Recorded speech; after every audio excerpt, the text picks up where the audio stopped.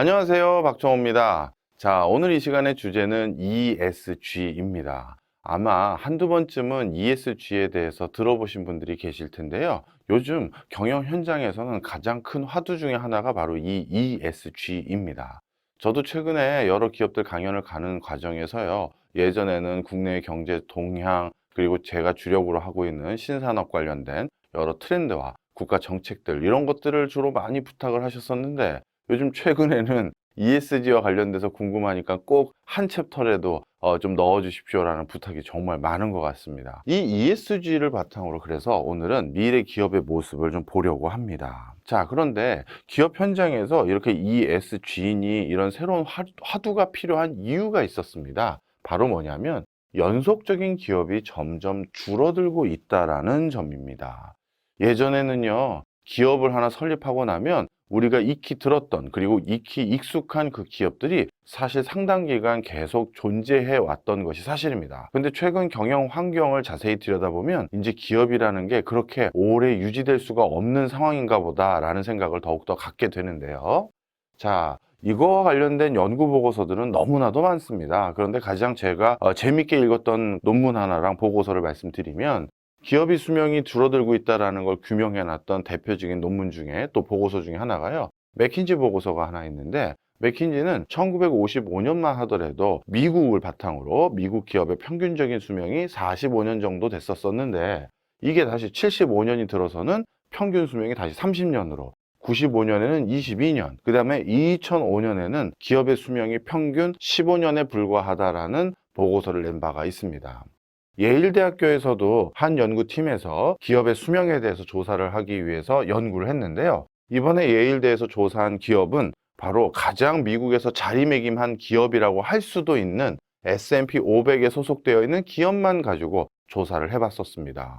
우리 맥킨지 같은 경우는요, 일반적인 기업들도 많기 때문에 소상공인들 다 포함되면 점점 더 줄어들 수밖에 없죠, 이렇게 생각하실 수도 있을 겁니다만, 그래서 예일대학교 보고서는 S&P 500, 즉 가장 대표적인 기업들만 가지고도 조사를 해봤는데요. 역시나 S&P 500 기업들의 잔존 여명이 1920년대만 하더라도 67년에 가까웠는데 2010년엔 15년으로 크게 줄어들게 됐습니다. 이런 것들을 봤었을 때 정말 기업이라는 게 계속 수명이 줄어들고 있구나라는 사실을 우리가 확인할 수 있죠. 사실 기업이라는 건요, 그 기업의 대전제 조건, 주식을 발행하거나 이사회를 구성하거나 기업이라는 별도의 법인격을 하나 더 가지고 있는 가장 큰 이유 중에 하나는, 기업은 특별한 이유가 없는 한 연속적으로 존재할 수 있도록 설정해 놓은 것이고요. 또 연속적인 존재가 된다라는 가정 아래 기업을 많이 구성하는 방법론들을 모색해 왔던 게 사실입니다.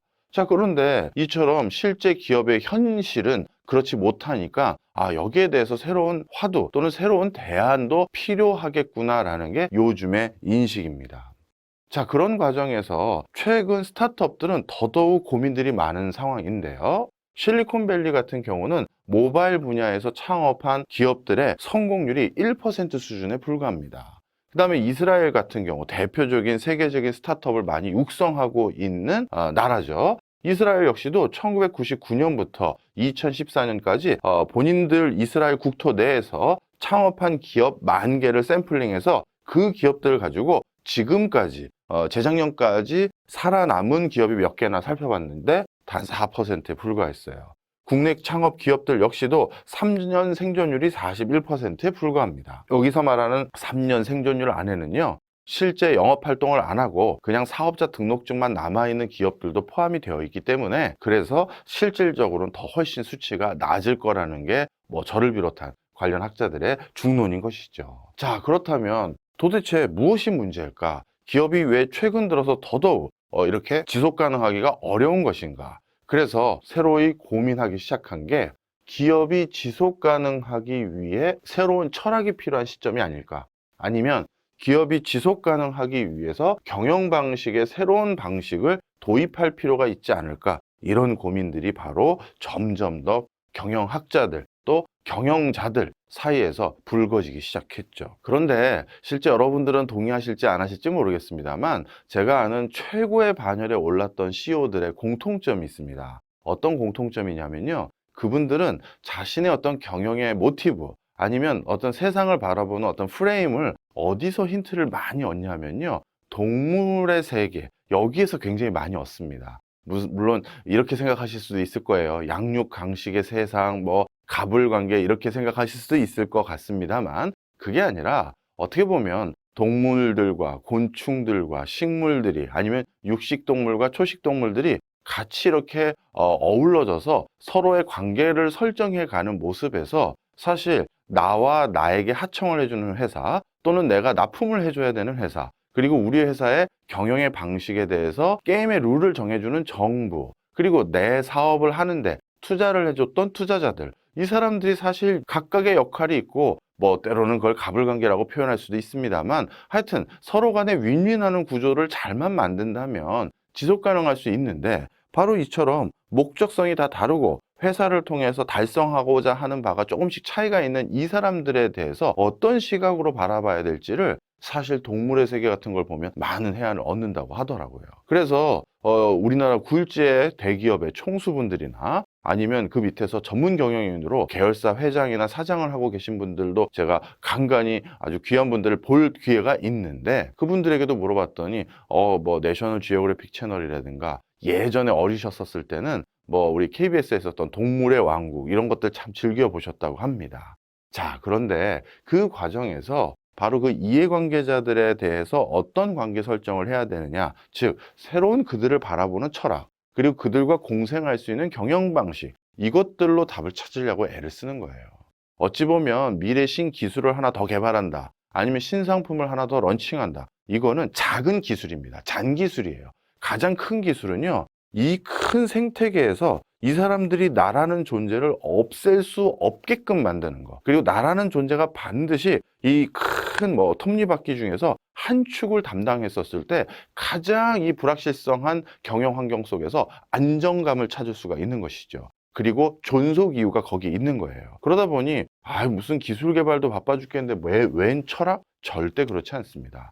우리가 숲을 봐야지 나무만 봐서는 안 되는 것이거든요. 자, 그런데 그 과정에서 궁극적인 이런 질문들을 많이 던지죠. 특히 ESG에서 조금 아시는 분들은 아니 그러면 이제 그 사기업의 개인적인 기업의 이윤보다 사회적 가치 이런 걸 더 중요시하면 되는 거 아닌가요? 자, 그런 게 더 먼저라는 얘기 아닙니까? 이렇게 생각하실 수 있는데요. 자, 이 부분에 대해서는 사실 정도의 차이만 있지 우리 대부분의 공부하시는 분들 사이에서는 그렇지 않다라는 건 이미 다 알고 있습니다.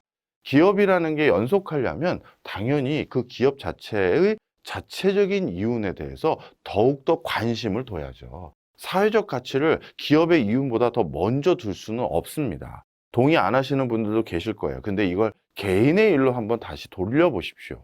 내가 어느 동네에서 편의점을 하거나 복덕방을 하거나 카페를 하고 있는데 그런데 나도 아이들도 키우고 집에 생활비도 갖다 줘야 되는 그 상황에서 지역사회 발전에 기여하고자 나의 이윤을 더 줄이고 지역사회의 이윤을 더 늘리는 경영을 우선시하겠다? 결코 쉽지 않은 일입니다. 결코 쉽지 않은 일이에요.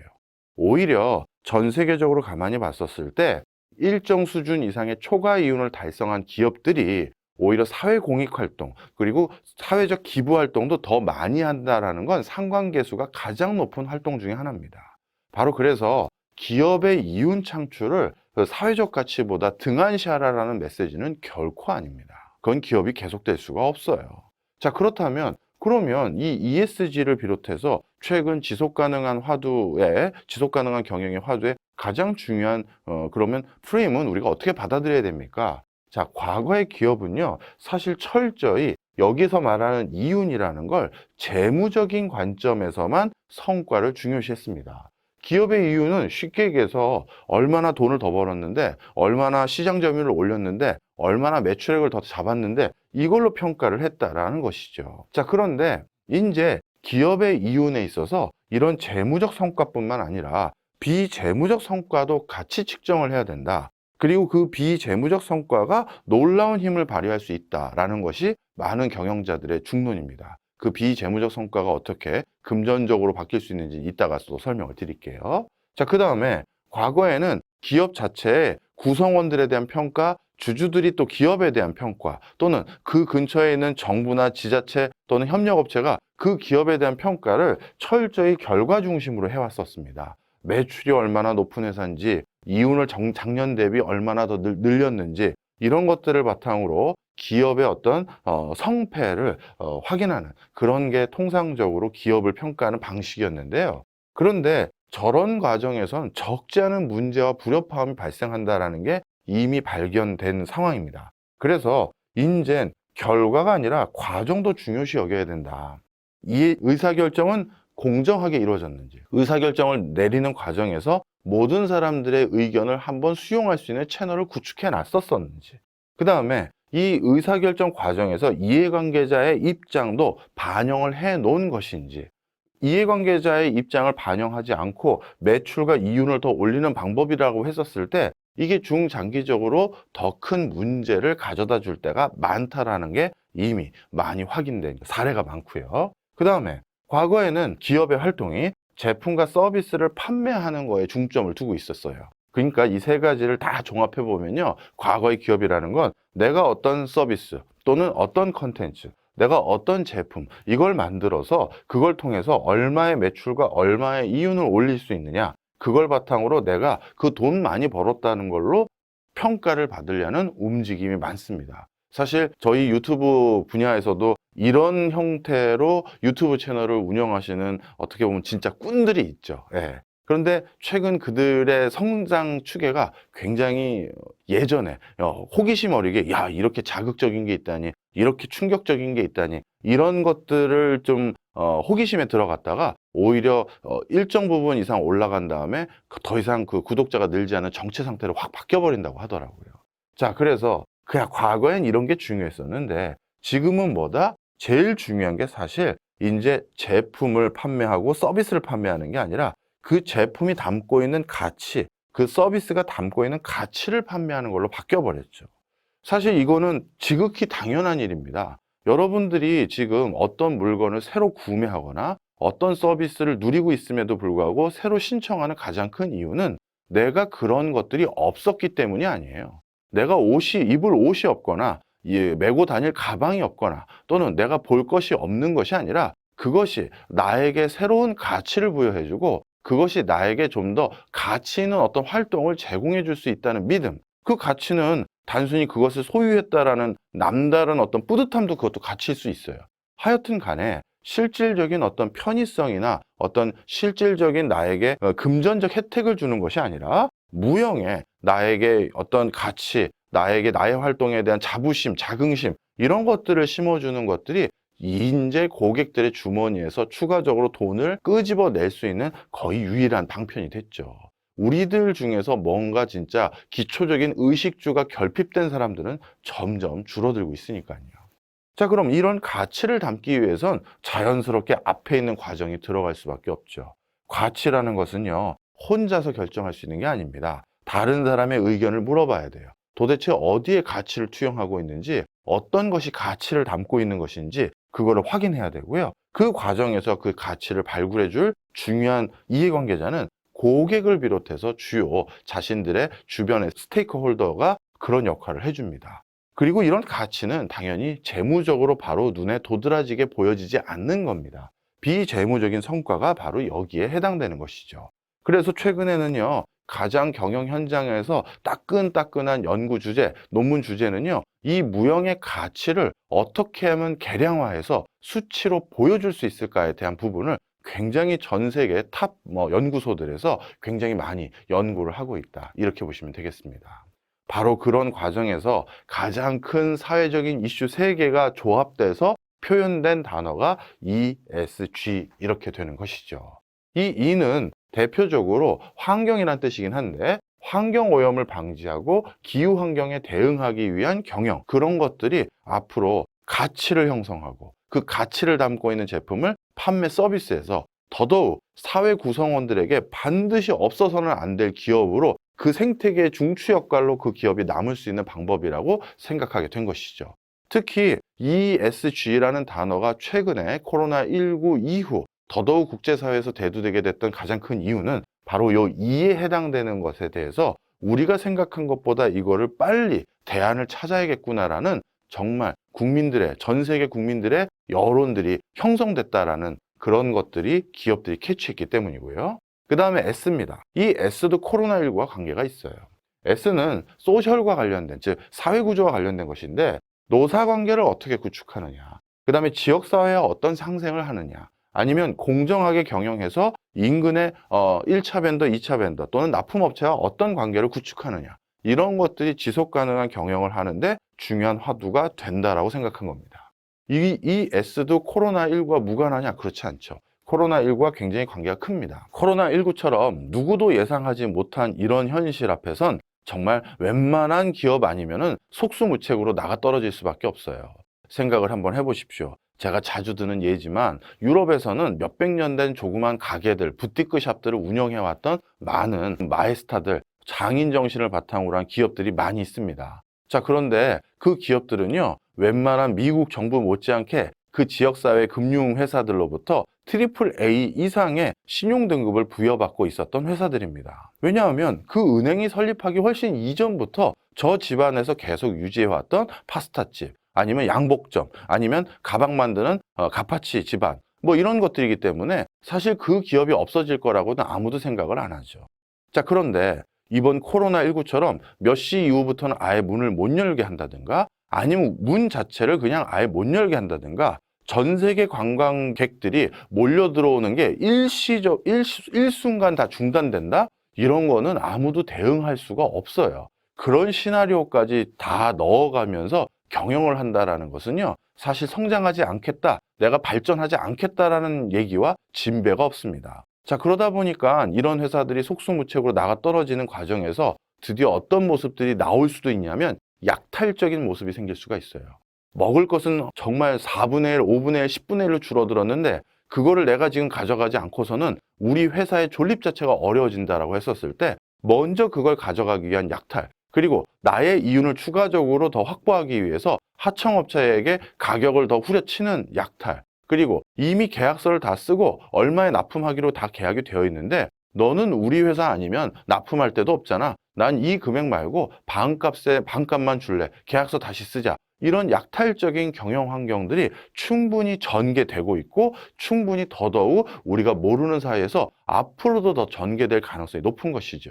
이거는 여러 주변 협력회사와의 관계 속에서만 나오는 게 아니라 노사관계도 마찬가지입니다. 근로자들이 돈을 벌어야 우리 회사 제품에 대해서 사줄 수가 있는 고객이 되는 것이죠. 근데 회사가 어렵다 보면 많은 근로자들을 일거에 대규모 고용 해고를 할 수밖에 없는 상황이고, 이런 것들에 대해서 기업 입장에서는 당장 다음 달에 월급을 나가는 것을 세이브할 수 있다는 게 가장 강력한 유인책, 당근이죠. 아주 달콤한 사탕과 같습니다. 그러다 보니까 대거 몇만 명의 근로자들을 해고한다? 그런 것들을 기업들이 경쟁적으로 다 같이 하다 보면 정말 수십만 명 또는 수백만 명의 해고자들이 생기면 정말 불황이 안 올 것마저도 불황이 오게 되는 현상이 생기죠. 바로 그래서 경쟁적으로 누가 먼저 살아남기 위해서 근로자들을 해고한다든가 이런 것들이 아니라 좀 더 같이 양보하면서 근로자도 양보하고 회사도 양보하면서 견딜 수 있는 이 한파, 이 불황을 견딜 수 있는 그런 구조, 생태계 구조를 만들어 보겠다는 겁니다.